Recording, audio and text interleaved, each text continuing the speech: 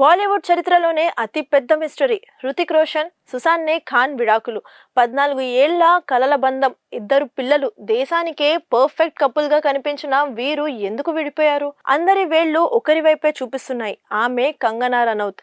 Krish 3 cinema time నుంచే ఈ ముగ్గురి మధ్య ఏదో జరుగుతోందన్నది బాలీవుడ్ టాక్. హృతిక్ తనకు తాళి కడతానని మాటిచ్చాడని కంగనా సంచలనం సృష్టిస్తే అదంతా అబద్ధం. ఆమెకు మానసిక సమస్యలు ఉన్నాయని హృతిక్ లీగల్ నోటీసులు పంపారు.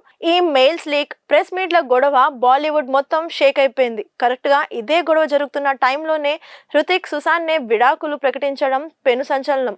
చాలా మంది నమ్మింది ఒకటే, కంగనాతో ఉన్న ఎఫైర్ వల్లే సుశాంత్ హృతిక్ కు విడాకులు ఇచ్చింది. కంగనా వల్లే ఆ ఇల్లు 2 ముక్కలైందని అనుకున్నారు. ఇక్కడే ఉంది అసలైన ట్విస్ట్. విడాకుల తరువాత కూడా సుశాంత్ ఖాన్ హృతిక్ కు అండగా నిలబడింది.